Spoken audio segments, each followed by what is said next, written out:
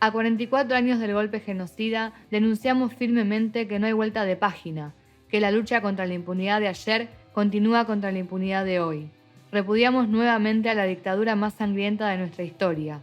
Nuestra cita es con la historia construida con tantos años de lucha en las calles, para rendir homenaje a nuestras 30.000 compañeras y compañeros detenidos desaparecidos y a sus sueños de un país sin opresión ni explotación. En este homenaje nombramos a la compañera Adriana Calvo, a Cachito Fuchman, a Nilda Eloy y a la recientemente fallecida Cristina Gioglio. Este nuevo 24 de marzo, repudiamos el llamado del presidente Alberto Fernández a dar vuelta a la página y el intento de reemplazar los crímenes de lesa humanidad por nada menos que inconductas de algunos, cuando la calificación de genocidio como un plan sistemático de exterminio orquestado desde el mismo Estado que costó la vida de miles de hombres, mujeres, niños y niñas fue el resultado de una lucha implacable del pueblo durante décadas, de su oposición sistemática a la teoría de los dos demonios, al punto final, a los indultos, a las cárceles domiciliarias, al 2x1 de la Corte. Esto es un nuevo intento por establecer que el genocidio solo se trató de algunos excesos. Genocidio que no empezó el 24 de marzo de 1976, sino que tuvo años de planificación y de formación e inició sus ensayos antes del golpe con el operativo Independencia en Tucumán, con las acciones de la AAA, el Comando Libertadores de América y otras bandas fascistas, y con los decretos de aniquilamiento firmados por Isabel Martínez de Perón entre febrero y octubre de 1975. No fueron inconductas, se trató de un plan sistemático que fue organizado para secuestrar, torturar, desaparecer y asesinar a miles de personas. Un plan que fue llevado adelante a través de la represión clandestina, organizada en cientos de campos de concentración a lo largo y ancho de la Argentina. Un plan de aniquilamiento de miles de compañeros y compañeras, dirigentes y militantes obreros y populares que adoptaron diferentes formas de lucha. 30.000 personas detenidas desaparecidas, asesinados y asesinadas, miles de personas presas, exiliadas e insiliadas, y casi 500 niños y niñas con su identidad apropiada, fueron el objetivo del genocidio que desplegó el terrorismo de Estado. Un plan instrumentado no por algunos, como dijo Fernández, sino por el conjunto de las Fuerzas Armadas y el resto de las fuerzas represivas, con la participación de empresas, de la Iglesia, de jueces y fiscales. Fue un proyecto genocida que se valió de todos los métodos represivos para profundizar el enriquecimiento de unos pocos, a costa del hambre de muchos. Para generar cada vez mayor explotación y liquidar las conquistas de la clase obrera, para la entrega de los recursos del país, para la destrucción de la industria nacional, para el brutal endeudamiento externo, para el cercenamiento absoluto de las libertades individuales y colectivas y para la violación sistemática de todos los derechos. Fue una dictadura que buscó destruir las formas de organización de importantes sectores trabajadores y del pueblo, cuerpos de delegados, centros de estudiantes, organizaciones políticas, barriales, profesionales y culturales. Por eso hoy, a 44 años de ese golpe genocida, repudiamos al poder económico, a los banqueros y empresarios y a la oligarquía terrateniente que planificaron el golpe, a las empresas y dirigentes sindicales traidores que entregaron cuerpos enteros de delegados como el Ingenio Ledesma, Mercedes-Benz, Ford, a la Iglesia que los bendijo, al Poder Judicial que los amparó, a los políticos que los avalaron y a los medios de comunicación que les lavaron la cara a todos ellos. Por eso seguimos exigiendo el juicio y castigo a todos los genocidas, porque hasta hoy no tenemos respuestas sobre qué pasó con cada uno y cada uno de los y las 30.000 desaparecidos y desaparecidas, porque existen centenares de jóvenes apropiados y apropiadas que no conocen su identidad, porque la mayoría de los ejecutores del genocidio no han sido identificados ni juzgados, manteniendo la carga de la prueba sobre las espaldas de los y las sobrevivientes, de los familiares y del pueblo, que ha develado tantas evidencias y que continúa denunciando a los genocidas y a sus cómplices. Rechazamos absolutamente todo este planteo de reconciliación con un régimen represivo y sus brazos armados, que vienen levantando todos los sucesivos gobiernos, donde las caras se repiten hace décadas para recuperar el rol represivo del ejército en la vida política nacional. Muestra de ello es la absolución del genocida Milani durante el gobierno de Macri. Milani había sido premiado por el gobierno kirchnerista con su ascenso a jefe del ejército, mientras se garantizaba la continuidad de miles de efectivos de la bonaerense implicados en el proceso de la dictadura y se hacían juicios a cuentagotas. Seguimos firmes en esta trinchera, porque a 44 años solo hay 962 condenados, sobre los más de 600 centros de detención, tortura y exterminio que funcionaron en Argentina. Lo que da menos de 1,5 represores condenados por cada campo de concentración. El universo total de militares y civiles que han sido requeridos al menos una vez en el marco del proceso de juzgamiento es de 3.295 y solo fueron sentenciados 1.119. 962 fueron condenados y 157 fueron absueltos. Es un tercio del universo total de genocidas que están o alguna vez estuvieron bajo investigación. Hemos aprendido en estos años que la lucha no termina cuando los genocidas son condenados, porque los socios de la impunidad en el Poder Judicial otorgan el beneficio de la prisión domiciliaria a torturadores, asesinos y apropiadores. El kirchnerismo benefició con domiciliarias a más del 40% de los genocidas condenados, y el macrismo llevó ese porcentaje al 70%. El único lugar para los genocidas es la cárcel. Quienes formaron parte de la maquinaria genocida no pueden ser beneficiados con la prisión domiciliaria ni con excarcelaciones. Sus crímenes son imprescriptibles y además los siguen perpetuando manteniendo un pacto de silencio. Reclamamos la apertura ya de los archivos secretos de la dictadura para conocer el destino de cada uno de nuestros compañeros y compañeras y para conocer el paradero de aquellos hijos e hijas que fueron apropiados y apropiadas. En este sentido, rechazamos las cárceles domiciliarias a los genocidas y el pedido por parte de Astiz y Echecolás de agarrarse de la pandemia para ser trasladados a sus domicilios. Denunciamos también que los genocidas viven en condiciones totalmente distintas al resto de la población privada de su libertad por delitos comunes, que sufre superpoblación, hacinamiento y todo tipo de torturas. Los jueces deben rechazar estas peticiones y el Estado debe garantizar que el servicio penitenciario cuente con todos los elementos necesarios para evitar el contagio del COVID-19 entre las personas privadas de la libertad. Por todo esto planteamos cárcel común perpetua y efectiva a todos los genocidas. No damos vuelta a la página, no olvidamos, no perdonamos, no nos reconciliamos. Fue genocidio, son 30.000. Exigimos la apertura pública y preservación de los archivos, restitución de la identidad de los y las jóvenes apropiados y apropiadas, no a los pedidos de cárcel domiciliaria y beneficio a los genocidas, desafectación de los centros clandestinos como lugar de detención actual, desmantelamiento del aparato represivo y derogación de las leyes antiterroristas. Y a 14 años de su segunda desaparición, aparición con vida ya de Jorge Julio López y castigo a los responsables. La crisis que vive el país, y en particular la sanitaria, se ha agudizado con la emergente pandemia del COVID-19 y los nuevos brotes de dengue y sarampión. Se han puesto en evidencia las grandes deficiencias del sistema de salud pública, que lleva décadas de desfinanciamiento y de avance del sector privado, y que hoy funciona bajo el presupuesto miserable del 2019, impulsado por el macrismo y acompañado por toda la oposición patronal. Hoy, el gobierno pretende realizar una cuarentena total, pero sin garantizar la prohibición de despidos y medidas de protección para los y las trabajadores informales, como tampoco medidas que solucionen el acceso del pueblo trabajador al sistema de salud. Rechazamos que para garantizar la cuarentena haya que desplegar las fuerzas represivas a las calles. Decimos no al pago de la deuda externa, ruptura con el FMI, no al ajuste, que los recursos del país sean puestos al servicio de un plan de emergencia integral bajo los intereses de los y las trabajadores para dar salida a esta situación.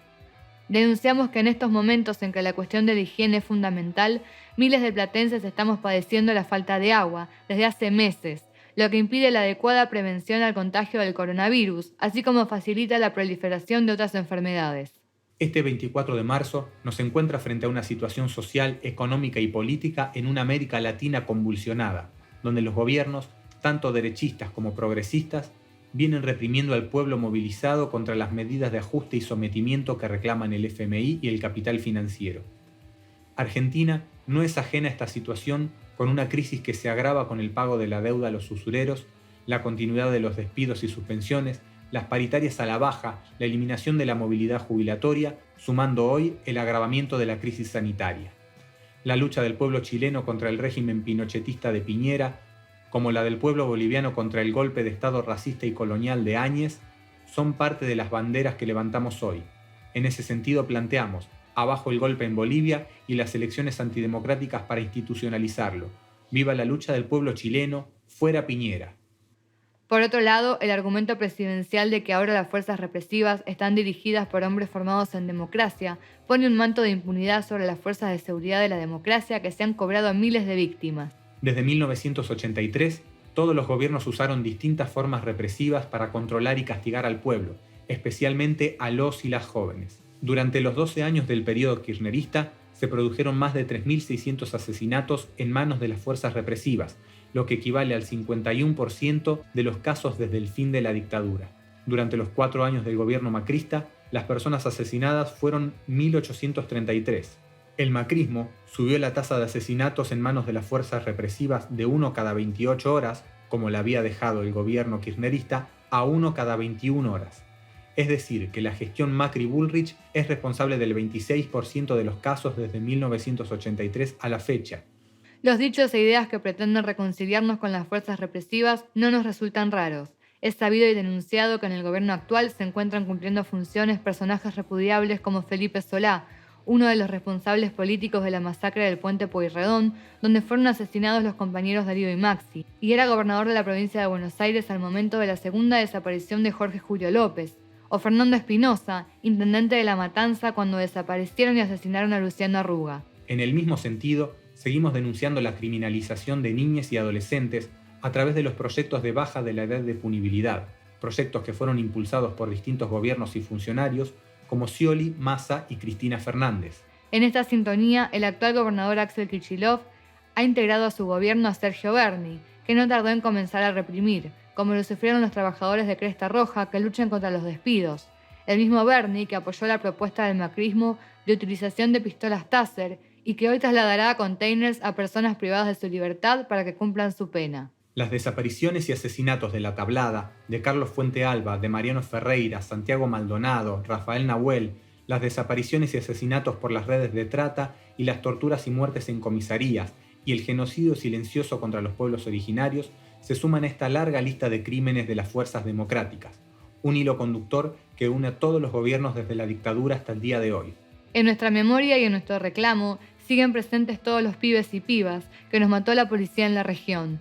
Darían Barzábal, Ezequiel Heredia, Cristian El Rusito Pérez, Omar Cigarán, Víctor González, Damián Corbalán, Mauricio Andrada, Ismael Perusato, Daniel Migone, Miguel Bru, Andrés Núñez, Soledad Bowers, Nicolás Vargas, Sebastián Nicora, Brian Mojica, Néstor Canizo, Rodrigo Simonetti, Maximiliano Campos, Matías Marinkovic, Germán Ramos Gómez, Santiago Maldonado, Joana Ramallo y tantos otros y otras que nos arrebataron y por quienes seguiremos luchando con la conciencia de que no es un policía, sino toda la institución, y que no es violencia institucional, sino represión estatal.